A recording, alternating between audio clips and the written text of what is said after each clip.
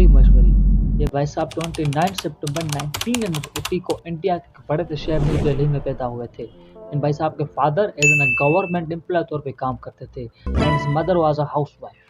आज इन भाई साहब को मैं और आप इनकी मोटिवेशनल स्पीचेस एंड माइंड को चौंका देने वाली स्पीचेस की वजह के लिए जानते हैं।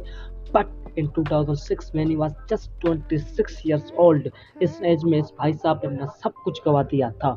ये सुन के आपके माइंड में यकीनन ये ख्याल आया होगा कि is it true, and the answer is yeah, it's true. After his graduation he started his career in stock marketing and भाई ने थोड़े ही टाइम में बहुत बड़ी सक्सेस हासिल कर ली थी। सब कुछ इनके हिसाब से चल रहा था, बट भाई ने सब कुछ थोड़े ही टाइम में गवा भी दिया था। जैसे कि मैंने आपको बोला, इवन दो भाई साहब ने अपनी जॉब भी गवा दी थी। भाई ने अपने इस पूरे के पूरे प्रोसेस के बारे में बताया था कि ये इनकी लाइफ का बहुत ही टफ टाइम था, इवन दो इन्हें सुसाइड करने का भी ख्याल आया था। बट भाई की लाइफ में एक ऐसा टर्न आ गया जिनसे इनकी पूरी की पूरी लाइफ ही चेंज हो गई। एक दिन ये भाई साहब किसी बीच के रास्ते से यूं ही जा रहे थे कि then he saw a young boy who was digging a hole in the sand। ये सब कुछ देखने के बाद भाई साहब थोड़े से क्यूरियस हो गए और लड़के को बोला कि तुम ये क्या कर रहे हो। लड़के ने फौरन उनकी तरफ देखा और बोला कि मैं यहाँ से लेकर चाइना तक का गड्ढा खोद रहा हूँ।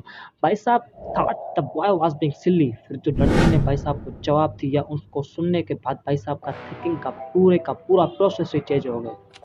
The boy said, "It's okay if I did not reach China, but I am better off digging this hole than just sitting and doing nothing." Then Sandeep Maheshwari realized it's better to try than to give up. आज मैं और आप इन भाई साहब को just Sandeep Maheshwari भी बोलना अपने आप को शोभा नहीं देते। We use sir Sandeep Maheshwari. भाई लोग लाइफ में अप एंड डाउन तो आते रहते हैं, मगर सब बातों से निकल कर जीने का नाम